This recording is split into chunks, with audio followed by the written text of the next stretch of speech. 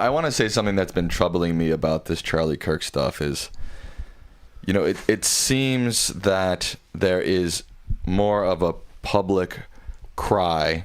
It's seen as more of a tragedy. It gets more attention than, for example, all the children who have been killed in American schools through the past, 20 years. 47 school shootings. Okay, let me finish my thought. Yep.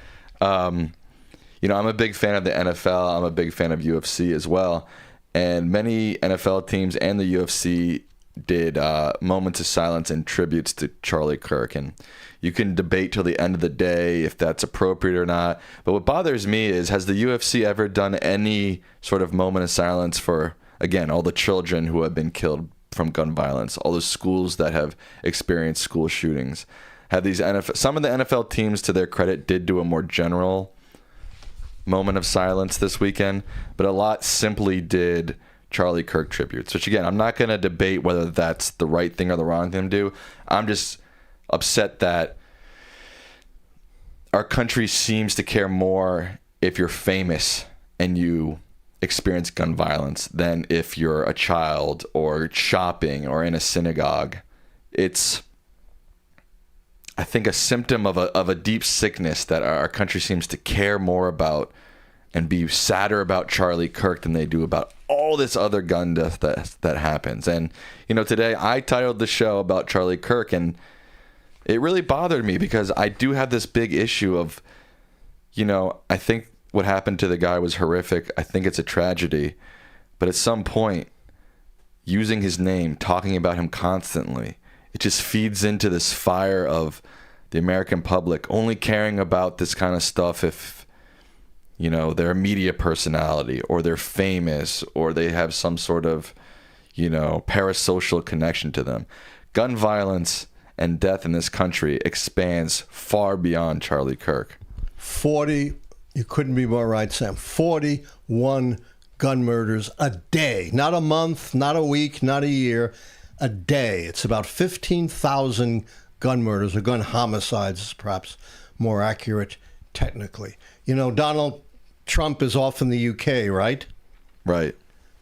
The American rate of gun homicides per capita is 300 times that of the UK. Not 3, not 30, 300 times. UK has all the same problems we do: gangs, drugs, mental health.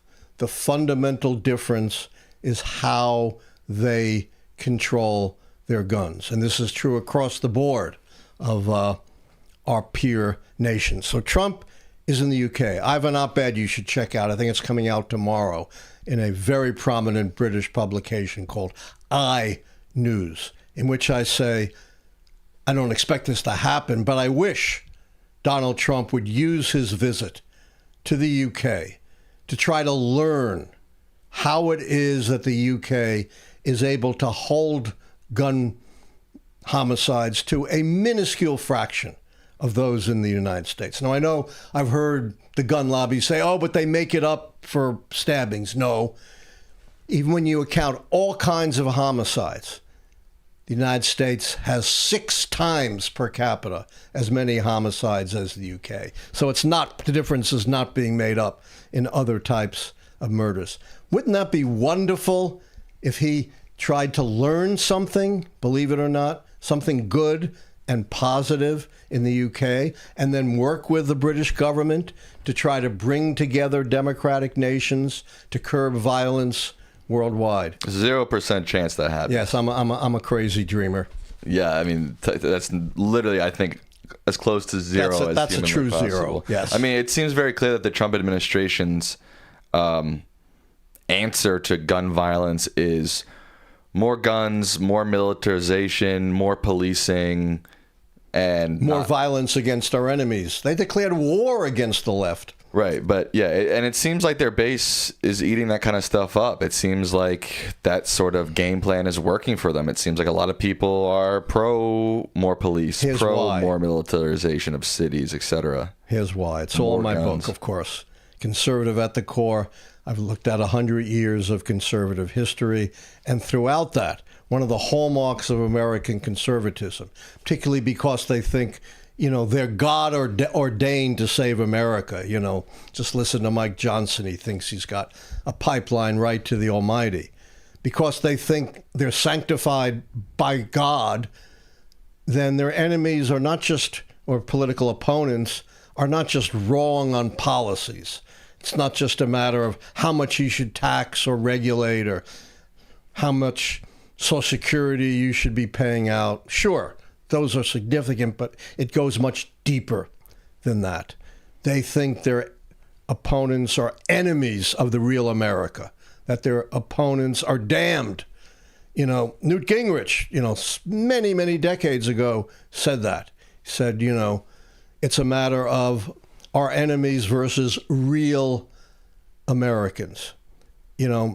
One conservative activist, I don't remember exactly who, said this again many years ago, said it might have been better to have the Japanese win World War II than to have the leftists take power in America.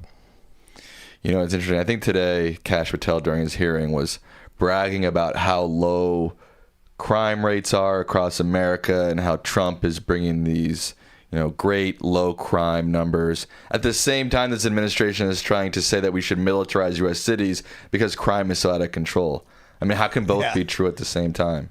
Look, you can control crime by militarizing the country, setting up a military dictatorship. I've seen it on my travels elsewhere. But you destroy your country in the process, and crime was already plummeting. It's at a 30-year low in most big cities and most of America.